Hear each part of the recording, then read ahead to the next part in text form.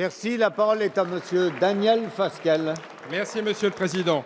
Ma question s'adresse à Madame Ségolène Royal, ministre de l'Écologie, du Développement durable et de l'Énergie. Madame la ministre, dans la réponse que vous avez apportée hier à la question de mon collègue Marc Laffineur, vous avez rappelé, je cite, « la compétence et l'expertise des chasseurs qui connaissent parfaitement bien la nature ». Ce sont vos mots. Quel décalage pourtant entre ces belles paroles et la réalité. Je ne reviendrai pas sur les nominations des anti-chasses à qui vous avez fait la part belle au sein de l'Agence française pour la biodiversité, pour vous interroger plutôt sur votre attitude concernant les dates de la chasse au gibier d'eau. Nous sommes nombreux à vous avoir interpellé depuis plus de 2 ans sur ce sujet, sur tous les bancs d'ailleurs de l'Assemblée. Plus personne ne conteste en effet que les oies sont très abondantes et à l'origine de nombreux dégâts dans plusieurs pays européens. Sous la pression des parlementaires et des chasseurs, vous avez trouvé une solution provisoire. En 2015 et en 2016, vous avez demandé au service de l'Office national de la chasse et de la faune sauvage et de la gendarmerie de ne pas sanctionner les chasseurs entre le 1er et le 10 février. Un braconnage légal en quelque sorte. Alors que la fin du mois de janvier approche, j'ai 3 questions à vous poser. 1. Alors que d'autres pays comme la Hollande ont obtenu une dérogation pour la régulation des oies, qu'avez-vous fait concrètement depuis 3 ans pour que la France et ses chasseurs obtiennent les mêmes avantages? À défaut d'une solution durable, allez-vous de nouveau autoriser la chasse au gibier d'eau en février comme vous l'avez fait en 2015 et en 2016, même si cette solution est juridiquement très fragile?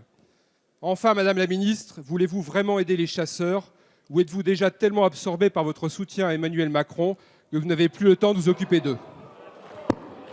La parole est à madame Ségolène Royal, ministre de l'Environnement, de l'Énergie, de la Mer. Merci, Monsieur le Président. Monsieur le député, les chasseurs constituent des partenaires très importants du ministère de l'Environnement.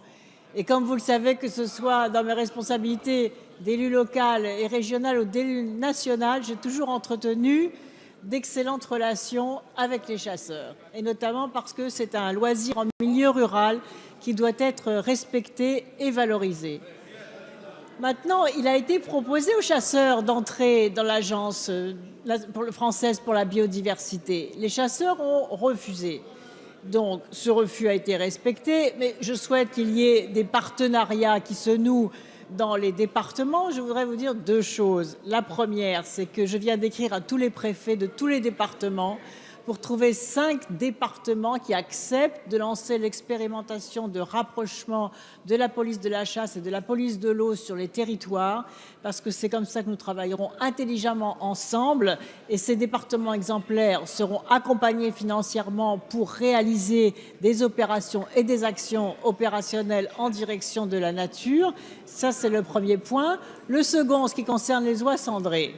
J'ai regardé très attentivement parce que, comme vous, je me suis étonnée de la différence de réglementation d'un pays à l'autre de l'Europe. J'ai donc, puisque vous me demandez concrètement, écrit à l'ensemble de mes homologues, des ministres chargés de la chasse sur l'ensemble des territoires concernés par les oies, par le gibier d'eau, en particulier par les oies cendrées, pour que nous puissions ensemble mettre en place une réglementation commune.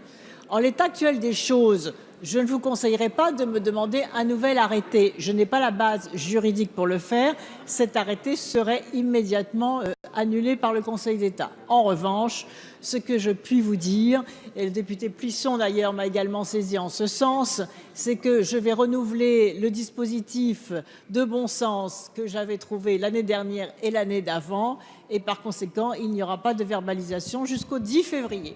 Merci, madame la ministre.